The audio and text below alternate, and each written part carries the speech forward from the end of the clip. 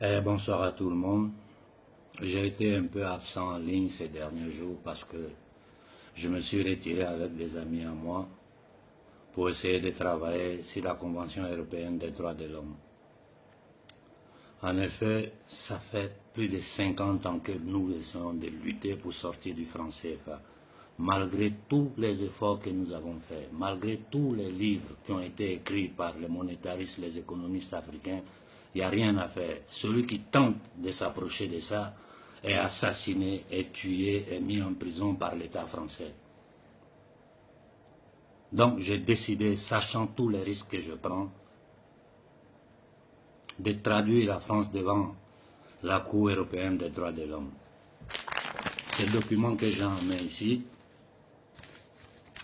que vous voyez, c'est la Convention européenne des droits de l'homme.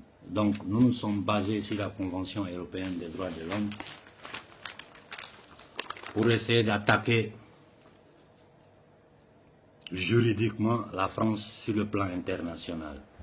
Les documents que vous voyez dans ma main ici sont des documents officiels de la Cour européenne des droits de l'homme.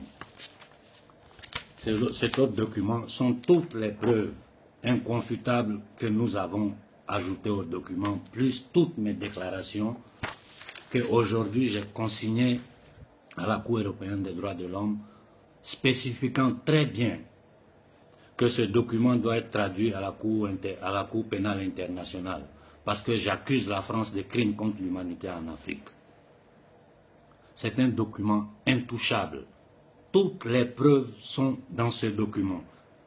Tout ce que j'ai écrit pour dénoncer la France est soutenu par la Convention internationale des droits de l'homme. Donc, si les droits de l'homme ne sont pas à géométrie variable, la France doit être traduite devant la Cour européenne des droits de l'homme. Bon, connaissant le système, connaissant les Français, je sais qu'ils feront tout pour m'empêcher d'aller en avant. En ce moment, j'attends l'arrivée du protocole. Après ça, je vais décider comment bouger. C'était simplement pour avertir le monde entier de l'action juridique que j'ai entreprise contre l'État français. Parce qu'on ne peut plus continuer dans cette histoire de CFA.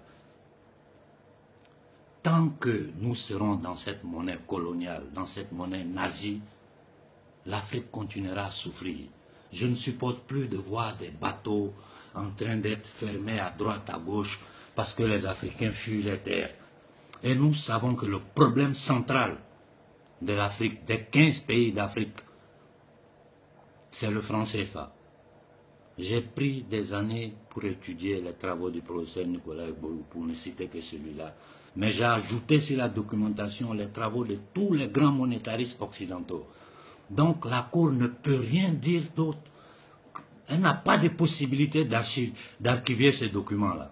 Si je fais cette vidéo, c'est pour que vous la partagez au maximum, que le monde entier sache qu'il y a un Africain qui a traduit l'État français devant la Cour européenne des droits de l'homme en base de toutes les conventions, tous les articles, tous les protocoles.